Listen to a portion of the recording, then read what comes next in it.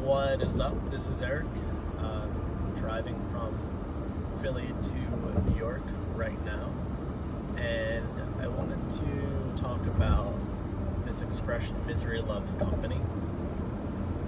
So, it's one of these very cliche expressions, right? And I think most of you probably get it, right? There's enough cultural awareness when you say misery loves company. People generally get that conceptually.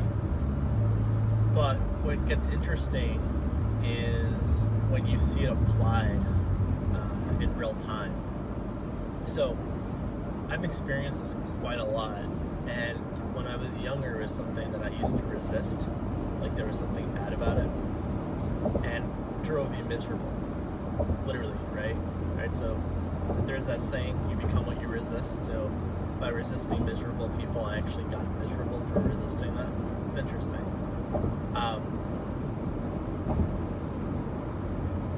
You could say, so here, it's actually interesting. About a week ago, someone said to me, and I think I actually get this, it's not that uncommon, where someone said to me, you know, you're so aligned, you're so connected to who you are, you feel so deeply when I'm around you, you're so full of love, and you know, that world, that something like that is consistently said about me. But then what's interesting is that there's also something else consistently said about me, which is, oh, you're so disconnected from your emotions, it's hard to feel you. Now, exact same way of being, right? But one person will experience me as totally aligned and have these deep and rich emotions, and then someone else, the exact same way of being, will experience me as completely disconnected. And it used to frustrate me because I don't experience myself as that, and it used to make me a little like annoyed that, oh my god, you see me as disconnected and I feel totally not disconnected and super aligned and very just in tune and in touch, and what's going on.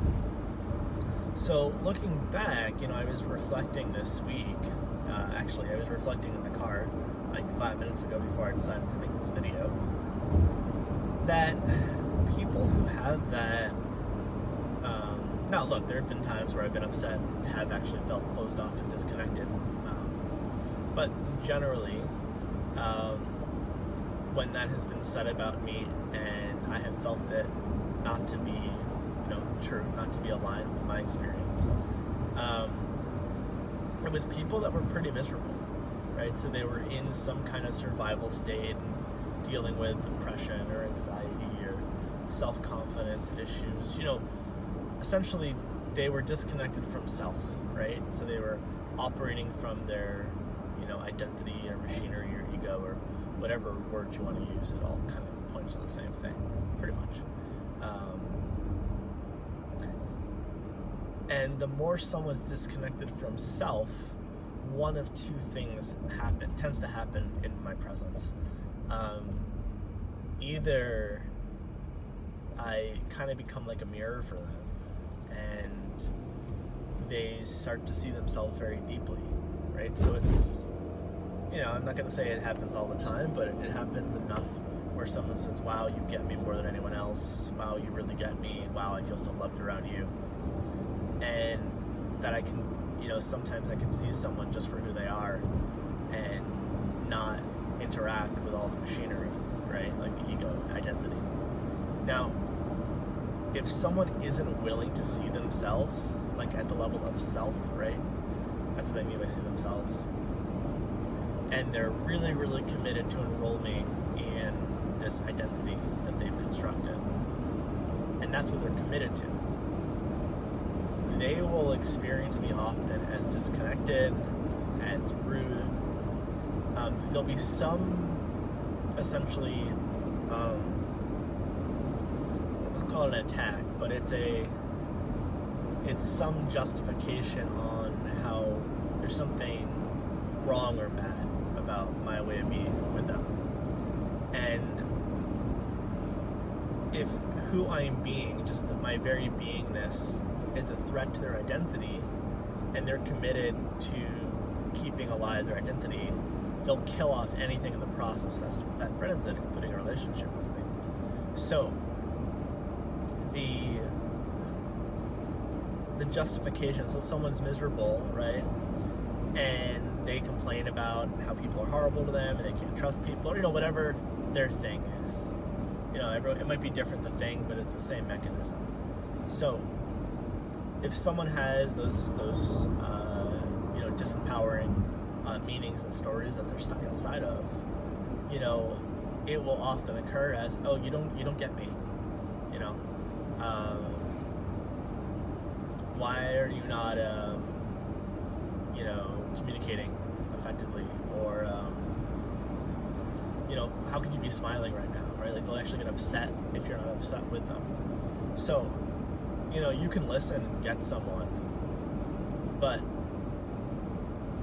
if someone's really committed to being upset and they're not actually committed to getting it complete, they're just committed to wallowing in their upset and their meaning making, getting it, if they're committed to something beyond that, when you get them, it'll actually kind of free them up and they can see something beyond it.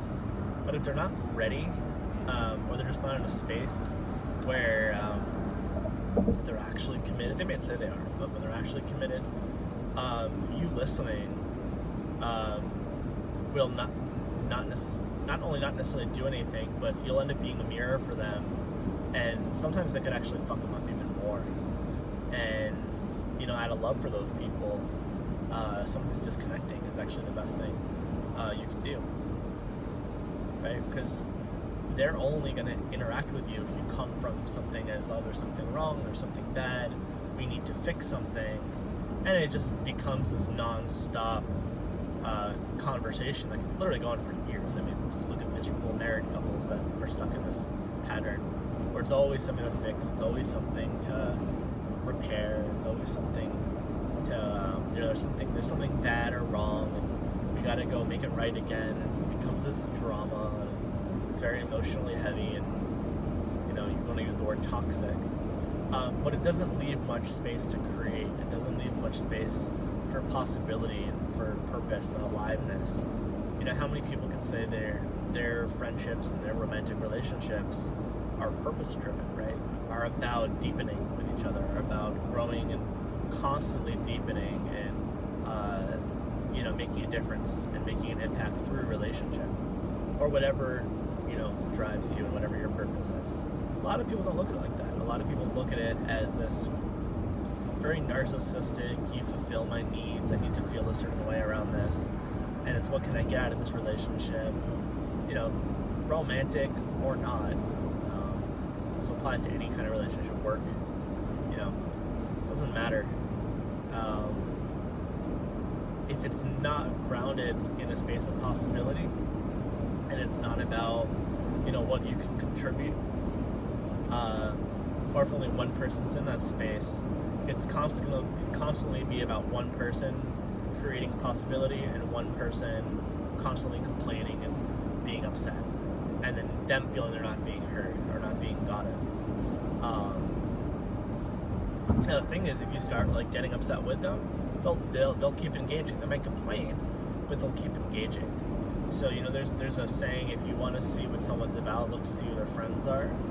And if you look at people who really have a commitment to being miserable, well, they tend to surround themselves with pretty shitty people who are flaky, people who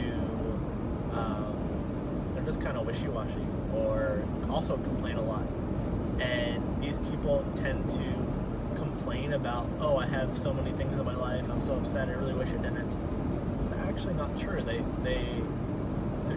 Their actions actually say the otherwise.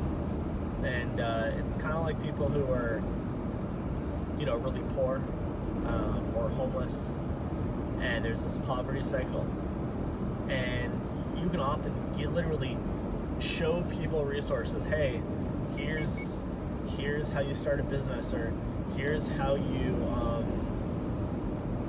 here's some clothes to apply for a job, or I'll donate this to you to learn some skills. A lot of those people, if you actually point them in the right direction, or literally just give them the fucking resources, they won't take it, or they won't see the value, and then they'll start complaining again. So it's really important that when you're giving and contributing, you want to do it with people that are going to be willing to receive you fully. Because if people aren't going to receive you fully, and they're going to complain, or it's like,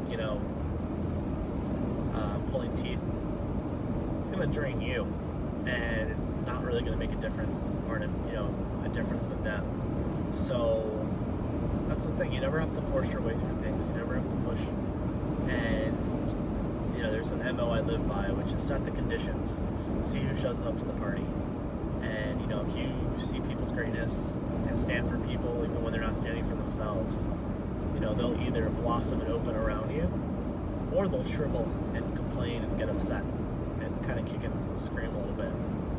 And the worst thing that you can do in a situation like that is start lowering yourself to appease them or to make things comfortable.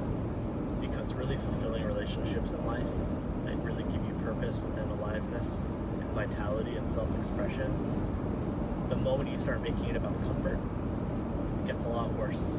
When you make it about possibility and contribution and really an expression of self, the comfort stuff stops really mattering. It becomes a lot bigger than that. And the experience is way more blissful and beautiful. Because it stops being about preserving anything. And it's this abundance of contribution. Alright, that's all I have to say. Have a good night, guys. Bye.